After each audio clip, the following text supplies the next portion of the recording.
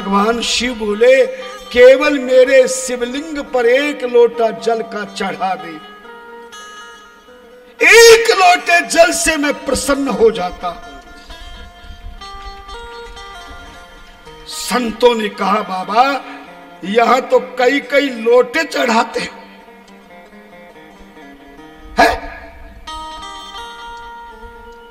पूरी बाल्टी भर भर के तेरे को जलधारा कर देते हैं, अभिषेक करते हैं, लेकिन तू कहता मैं एक लोटे से प्रसन्न हो जाता हूं। ब्रह्मा जी बोले बेटा नारद, भगवान शिव ने कह दिया लोटा जल का तो चढ़ाते हैं, पर मुझ शिव की शिवलिंग की पूजा करने वाले भक्तों को यह पता नहीं है कि मेरा शिवलिंग सबसे पहले कहां प्रकट हुआ, कैसे प्रकट हुआ, क्यों प्रकट हुआ, ये जल कैसे प्रकट हुआ, मेरे शिवलिंग पर जल ही क्यों चढ़ाया गया।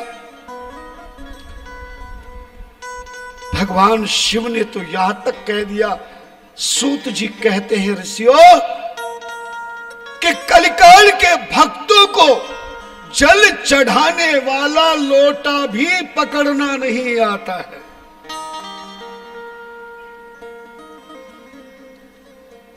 आप मेरी बात को सुन के मन में न जाने क्या क्या सोच रहे हो, पर मैंने आपको पहले दिन ही बता दिया था कि मैं 9 दिन तक आपको वही सुनाऊंगा जो आज तक तुमने सुना नहीं, और सुनाऊंगा भी वही जो प्रत्येक सनातन धर्मी को, स्त्री पुरुष को, सभी को उस ज्ञान की परम आवश्यकता है।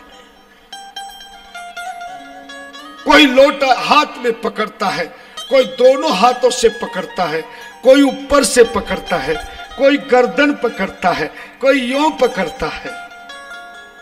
इसके अलावा तो नहीं पकड़ोगे ना। पर बिल्कुल ऐसे लोटा नहीं पकड़ना चाहिए। कैसे पकड़ना चाहिए, जरा पहले हम शिवलिंग की परिभाषा को बता दें, सब बात समझा के जाऊंगा। शिवलिंग पर जल चढ़ाते समय कौन सी दिशा में मुख करना चाहिए, कैसे लोटा पकड़ना चाहिए, कैसे जल चढ़ाना चाहिए और कैसे लोटा रखना चाहिए। अगर ये बात तुम्हें समझाऊं तो सुनोगे कि नहीं। कैसे लाल चंदन लगाना चाहिए, भांग धतूरा आक सभी दुर्वा घास, बेल पत्र कैसे चढ़ाना चाहिए।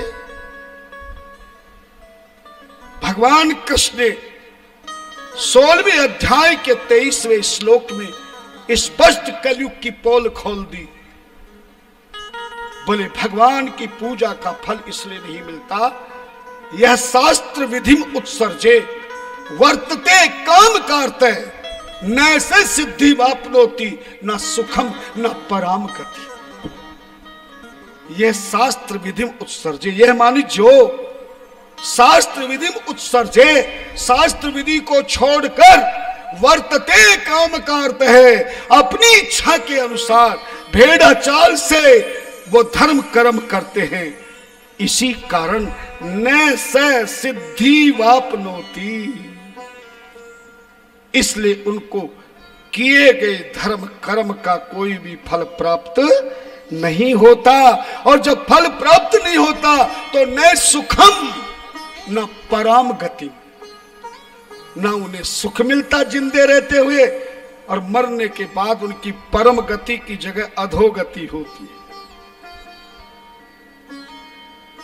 शिवलिंग कैसे प्रकट हुआ, कहां प्रकट हुआ, कब प्रकट हुए, ब्रह्मा विष्णु महेश कैसे प्रकट हुए और जल कैसे प्रकट हुआ, यह हमने कल की कथा में आपको समझाया था। समझ में आ गया ना? दोबारा सुनाए क्या? शिवलिंग कहां प्रकट हुआ, क्यों प्रकट हुआ, कब प्रकट हुआ, कैसे प्रकट हुआ, ब्रह्मा विष्णु महेश कैसे प्रकट हुए, जल कैसे प्रकट हुआ, यहां तक की कथा हमने कल सुना दी थी। भगवान शिव ने वरदान दिया ब्रह्मा विष्णु को, काशी नगरी में ये जल नारायण का रूप है। संसार में जल के बिना कोई भी कार्य नहीं होगा, कोई भी ग्रस्त का कर्म, कोई भी धर्म का कर्म जल से ही प्रारंभ होगा और समाप्त भी जल से ही हो। आपके घर में मेहमान आए, भोजन कराने बैठो या नाश्ता कराने बैठो, तो शुरुआत कहां से करोगे? जोर से बोलो ना। जल। और भोजन कर ले पूरा, उसके बाद क्या करोगे? जल। है ना। संसार का कोई भी काम बिना जल के नहीं होता। विद्वान आचार्य भी यजमान की पूजा कराते समय जल से ही पूजन को प्रारंभ करता। केशवाय नमः, माधवाय नमः, नारायणाय नमः, हाथ धो लो, ऋषिकेशाय नमः। पवित्र पवित्रो वा सर्वस्थांगतोपि वा यह स्मरेत पुंडरीकाक्षम सर्वायाभ्यंतर शुचि। जल से प्रारंभ करता है और जब कार्यक्रम संपन्न हो जाए तो हाथ में जल लेकर अनेन मंत्र बोल करके आपके उस कर्म का समर्पण कराता है। ध्यान देना, बच्चा जन्म लेगा, जन्म लेते ही जल से स्नान कराया जाता है, और जब व्यक्ति मर जाता है तो स्नान करा के शमशान तक ले जाते हैं, और उसकी सारी क्रिया होने के बाद भी जल से ही समाप्ति होती है। लोग बाग भी नहा धोकर ही घर आते। इसीलिए हमने आज से काम करने का तुम्हें निवेदन किया था कि जिंदगी में यदि बीमारी नहीं चाहिए, बीमारी नहीं होगी, बेकारी नहीं होगी, लाचारी नहीं होगी, ताबेदारी नहीं होगी, और घर में कभी महामारी नहीं होगी, ना कभी मारा मारी होगी। तो बताया था ना,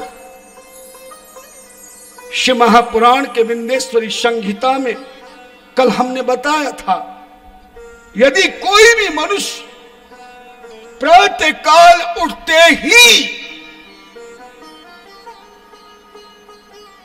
केवल गर्म जल पी लेवे तो जिंदगी में कभी कोई रोग शोक दुख दरिद्र संकट समस्या नहीं आ सकती।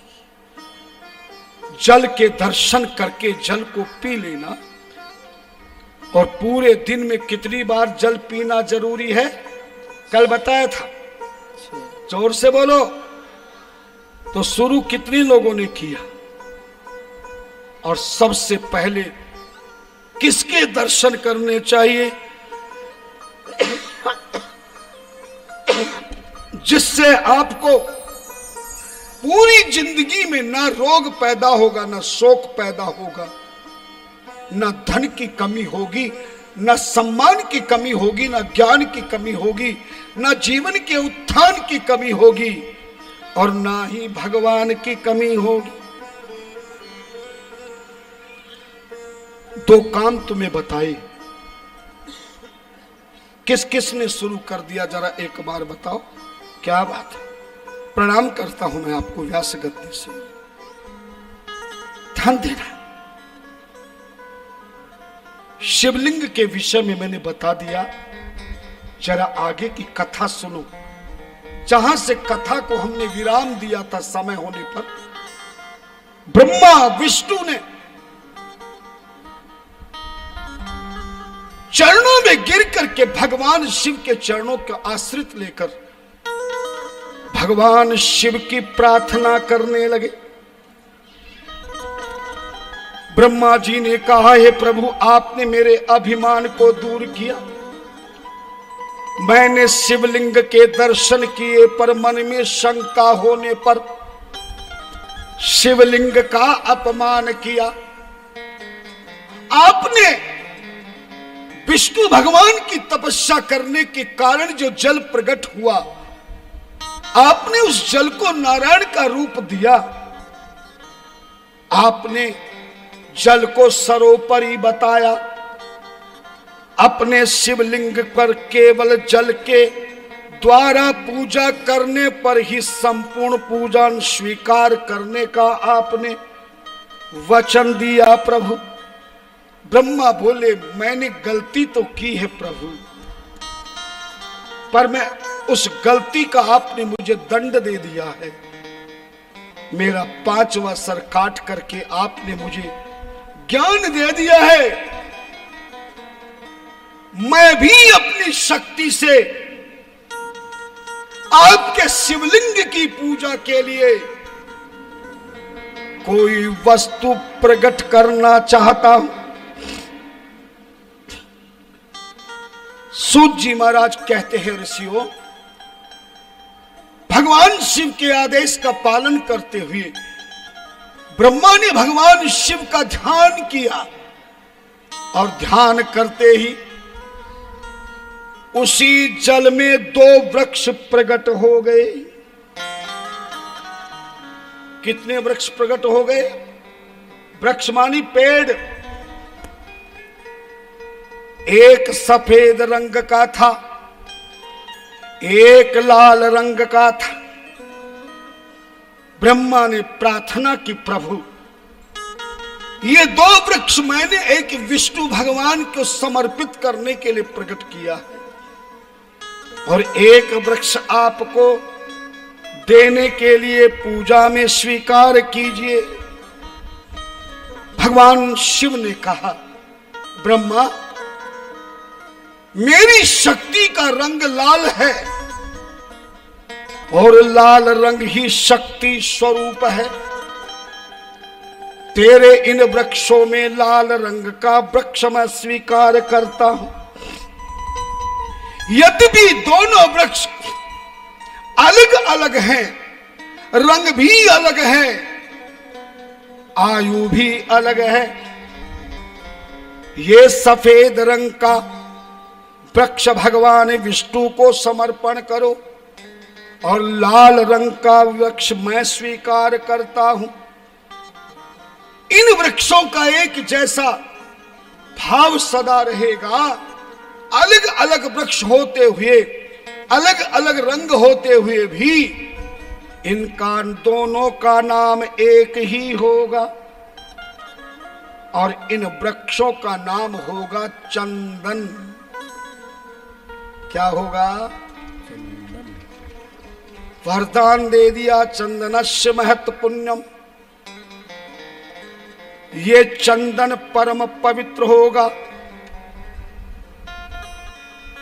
मेरे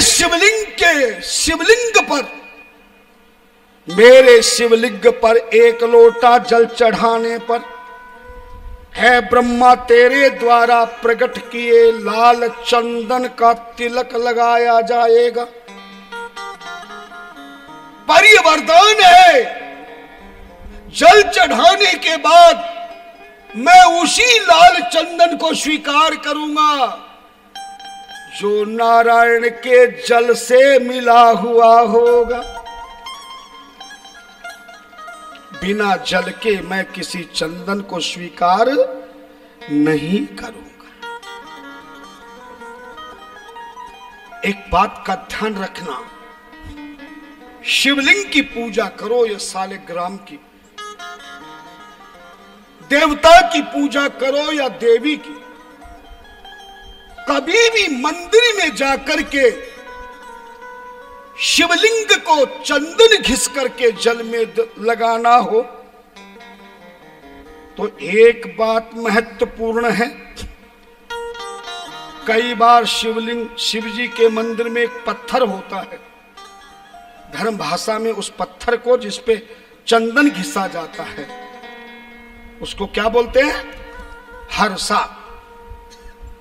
धर्म ग्रंथ कहते हैं, संत कहते हैं, जिस पत्थर पर चंदन घिसो कभी भी जिंदगी में उस पत्थर से सीधा चंदन लेकर ना किसी देवी देवता को लगाना, ना किसी संत महापुरुष को लगाना, ना अपने माथे पे लगाना, ना अपने परिवार के किसी सदस्य को लगाना। भगवान शिव ने वरदान दिया, सीधा इस पत्थर पर घिसा हुआ चंदन किसी देवी देवता को स्वीकार नहीं होगा। इसलिए चंदन को घिसकर या तो उल्टे हाथ की हथेली में ले ली, हाथ में न ले सके तो किसी कागज में ले ले, किसी पत्ते में ले ले, लेकिन सीधा सीधा पत्थर से चंदन अंगुलियों से लेके कहीं को भी किसी भी प्रकार से प्रयोग नहीं करना है। ध्यान देना, हर चीज का एक विधान है, विधान के साथ में ही जीवन का समाधान है।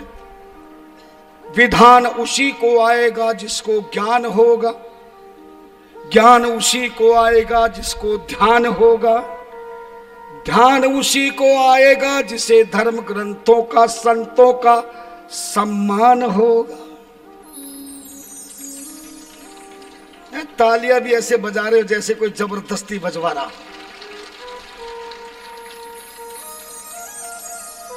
लाल चंदन भगवान शिव ने स्वीकार किया। तभी ब्रह्मा विष्णु ने हाथ जोड़ के कहा, प्रभु एक निवेदन है। भगवान विष्णु ने कहा कि मुझ विष्णु के प्रकट किए तपस्या के जल को आपने शिवलिंग की पूजा का प्रमुख महत्वपूर्ण सामग्री का प्रयोग करने का आपने वचन दिया। जल चढ़ाने के बाद ब्रह्मा के द्वारा प्रकट हुए लाल चंदन को लगाने का आपने आदेश दिया, स्वीकार किया। लेकिन हे प्रभु, हम ये चाहते हैं कि हम दोनों की ओर से तो शिवलिंग की सामग्री तैयार हो गई, पर आपके बिना सारी सामग्री अधूरी है। इसलिए आप भी अपनी शक्ति से, अपने शरीर से ऐसी कोई वस्तु प्रदान करे जिससे भक्त जल चढ़ाकर, चंदन लगाकर आपके द्वारा प्रकट की पूजन वस्तु का प्रयोग करे, जिससे आपकी भक्ति प्राप्त हो, कृपा प्राप्त हो। भगवान सदा शिव ने कहा, ऐ ब्रह्मा विष्णु, चूंकि मैंने सृष्टि के आदि में दिगंबर रूप धारण किया है, नग्न शरीर है मेरा, केवल सर पे बाल है, लेकिन मैंने इस शरीर से ब्रह्मा की गलती पर महान क्रोध किया है। मेरा ये शरीर क्रोध युक्त हो गया है, इसलिए ऐसे शरीर से प्रकट की गई पूजन सामग्री तामसिक होगी, सात्विक नहीं होगी। और तामसिक वस्तु संसार के भक्तों के द्वारा नहीं, राक्षसों के द्वारा चढ़ाई जाती है। तभी शिव ने कहा, ब्रह्मा विष्णु, तुम्हारी प्रार्थना को मैं स्वीकार करता हूं। शिवलिंग की पूजा सामग्री को प्रकट करने से पूर्व मैं अपने इस रूप को परिवर्तन करता हूं। तुम दोनों हाथ जोड़कर थोड़ी देर के लिए आंख बंद कर लो। ऐसा भगवान शिव ने ब्रह्मा विष्णु से कहा। और जैसे ही ब्रह्मा विष्णु ने आंखें बंद करी और आंखें खोलकर क्या देखते हैं, पंचवक्र स्त्री नयनो भाल चंद्रो जटाधरे गौरवर्णे विशालक्षो भस्मोधूलित विग्रह 10 बाहुर्नीलगल सर्वाभरण भूषित सर्वांग सुंदरो भस्म त्रिपांडाकित मस्तक है। क्या देखते हैं ब्रह्मा विष्णु कि सामने अब वो दिगंबर रूप नहीं है, नग्न शरीर नहीं है। सामने जो खड़ा है उसके 5 मुख हैं, पंचवक्र स्त्री नयनो, 5 मुख है और प्रत्येक मुख के ऊपर 3-3 नेत्र हैं, आंखें हैं। भाल चंद्रो जटाधर, ललाट पर चंद्रा विभूषित है और पूरी जटाओं में चंद्रमा दिखाई दे रहा है। गौर वर्णो विशालक्षो, गौर वर्ण है, विशाल अक्ष आंखें हैं। भस्मोधूलित विग्रह है, शरीर में भस्मी रमी हुई है। 10 बाहु नीलगल, भगवान सदाशिव के 10 हाथ हैं, 5 मुख और 10 हाथ हैं। सर्वाभरण भूषिता सर्वांग सुंदरो, भस्म त्रिपुंडांकित मस्तक है, त्रिपुंड लगा हुआ भस्मी का।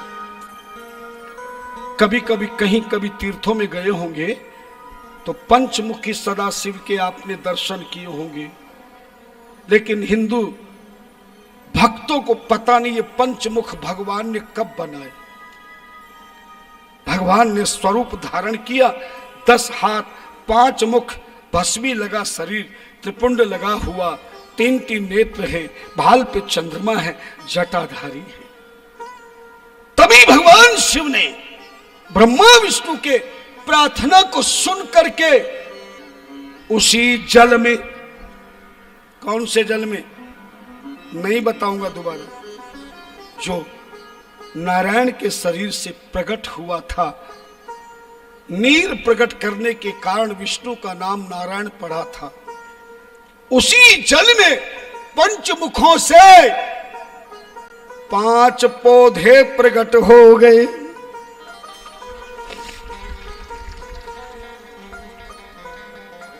भगवान सदाशिव की पंचमुख शक्ति से 5 पौधे प्रकट हुए। ब्रह्मा विष्णु ने कहा, प्रभु इन 5 वृक्षों का, 5 पौधों का नामकरण संस्कार कीजिए। भगवान शिव ने कहा, पहला पौधा शास्त्र भाषा में विजया कहलाएगा। पहले वृक्ष का, पौधे का नाम है विजया, भांग है। लो तुम्हारी भाषा में समझा देता हूं, समय ज्यादा नहीं लगेगा।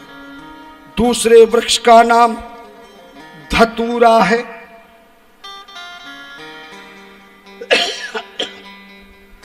और तीसरे वृक्ष का नाम, पौधे का नाम आक है, जिसको आप लोग यह अकवा कहते हैं, आकड़ा भी कहते हैं, अकवा भी कहते हैं, जिसको आक भी कहते हैं। परंतु इस आक का शास्त्रीय नाम मंदार है। इस आक को शास्त्र भाषा में क्या कहते हैं? मंदार कहते हैं। भांग, धतूरा, आक और चौथा समी वृक्ष। समी वृक्ष तो आप जानते हैं खूब, हाँ। और अंतिम में 5वां ऐसा पौधा था जो जमीन पर हरे रंग से फैला था। बोले यह दुर्वा कहलाएगी। दुर्वा जानते ना, घास, हरी घास, जो पूजा में महत्वपूर्ण मानी जाती है। तब हाथ जोड़ के ब्रह्मा विष्णु ने कहा, प्रभु आप ये तो बताओ, इन 5 पौधों की कौन कौन सी चीज तुम्हारे शिवलिंग की पूजा में प्रयोग हो? क्योंकि पौधे, पेड़ में तो 5 चीजें होती है। तना होता है, टहनी होती है, पत्ते होते हैं, फूल होते हैं, फल होते हैं। इन 5 में से कौन कौन से पौधे की, कौन कौन से वृक्ष की कौन सी चीज स्वीकार होगी? नोट कर लेना। शिव ने आदेश किया, पहला पौधा जो विजया भांग है, इसके केवल पत्ते ही शिवलिंग पर पूजा में चढ़ाए जाएंगे। भांग के क्या चढ़ेंगे? केवल पत्ते, घोट कर नहीं। धन्यना, भांग के पत्ते केवल ऐसे ही चढ़ाने चाहिए। कहीं पर नहीं लिखा है कि घोट कर शिवलिंग पर भांग चढ़ाना चाहिए। धतूरे का केवल फल चढ़ाना चाहिए। आकड़े का, अकवा का, मंदार का केवल फूल चढ़ाना चाहिए। और ये समी पत्र, जो समी वृक्ष है बड़ा, जिसमें राजस्थान में उसको सांगरी भी कहते हैं, बड़ा फली बड़ी सुंदर आती, बड़ी महंगी होती, बहुत सुंदर सब्जी बनती है। धर्म भाषा में उसे समी कहते हैं। समी के पत्ते अलग अलग करके नहीं चढ़ाने चाहिए। टहनी के समेत, डंठल के समेत समी वृक्ष के पत्ते चढ़ाने चाहिए। और दुर्वा घास, कभी भी दुर्वा घास को उखाड़ के ना चढ़ाए, बीच में से तोड़ के ना चढ़ाए। दुर्वा घास का सबसे ऊपरी भाग है, जिसको दुर्वांकुर कहते हैं। और दुर्वांकुर का अर्थ है दुर्वा मानी घास, अंकुर मानी जो सबसे ऊपर अंकुर निकला है। लेकिन कई लोग पूजा में आदि दूब घास को चढ़ा देते भगवान को। केवल दुर्वा का सबसे ऊपरी भाग चढ़ाना चाहिए। भांग के पत्ते, धतूरे का फल,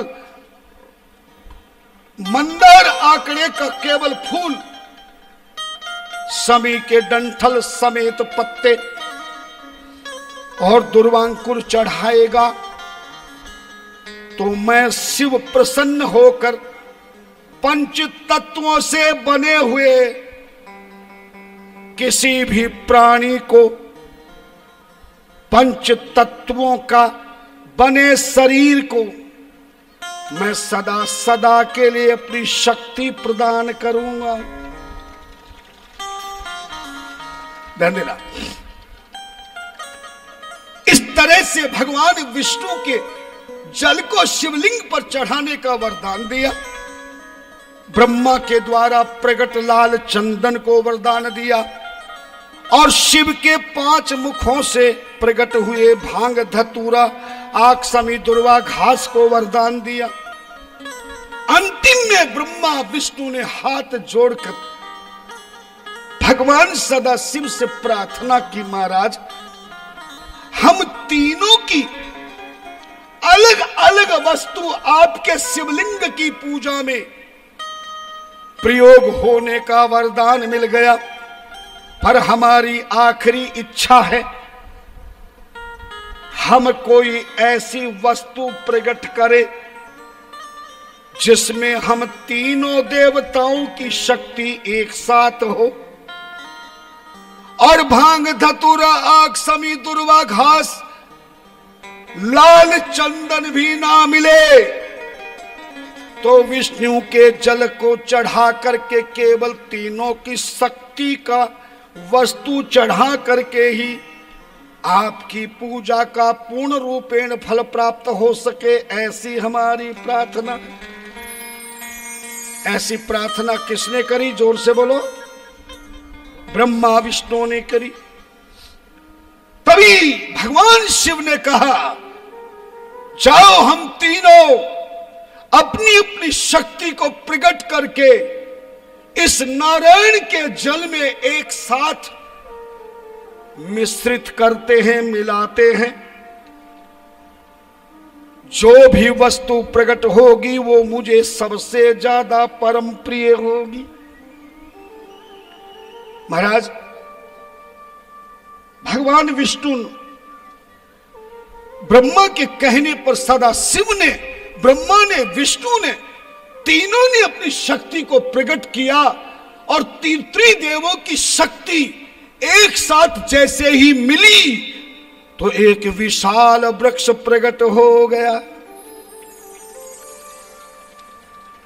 और उस विशाल वृक्ष के प्रत्येक डंठल पर केवल 3-3 पत्ते थे। सदाशिव ने उस वृक्ष को वरदान दे दिया, त्रिदलम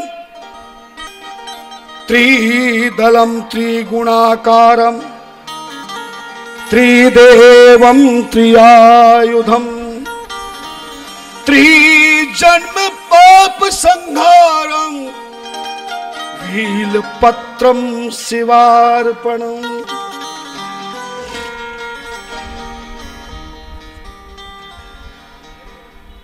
वरदान मिल गया। भगवान शिव को प्रसन्न करने के लिए संसार की कोई सामग्री की आवश्यकता नहीं। सदाशिव ने कहा, ब्रह्मा विष्णु, ये वृक्ष का पत्ता मुझे परम प्रिय होगा और इस वृक्ष का नाम विल्व होगा। धर्म भाषा में विल्व शब्द का अर्थ होता है सबसे परम सुखकारी, सारे कष्टों को मिटाने वाला, दुखों को भगाने वाला, सोए भाग को जगाने वाला, गिरे हुए को उठाने वाला, ऐसा ये विल्व वृक्ष होगा। वरदान दिया, त्रिदलम, प्रत्येक डंठल पर 3 ही पत्ते होंगे। त्रिगुणाकारम, 3 गुण होंगे, सत रज तम। त्रिदलम त्रिगुणाकारम त्रिदेवम, और इन तीनों पत्तों में हम तीनों देवता विद्यमान रहेंगे। त्रिदलम त्रिगुणाकारम त्रिदेवम त्रियायुधम त्रिजन्म पाप संहारम वीलपत्रम शिवार्पणम। जो एक लोटा जल का चढ़ाकर, चंदन लगाकर, भांग के पत्ते, धतूरे का फल, मंदार आकड़े का फूल, समी के डंठल समेत पत्ते, दुर्वांकुर चढ़ाकर जो इस बील पत्र को शिवलिंग पर चढ़ा देगा, या कोई भी वस्तु ना प्राप्त हो सके तो मात्र एक लोटा जल का चढ़ाकर केवल बेल पत्र एक चढ़ा देगा तो त्रिजन्म पाप संहारम, उसके 3 जन्मों के पापों से मुक्ति मिल जाएगी, जीवन को शक्ति मिल जाएगी, गृहस्थ को चलाने की युक्ति मिल जाएगी और भोलेनाथ की परम भक्ति मिल जाएगी।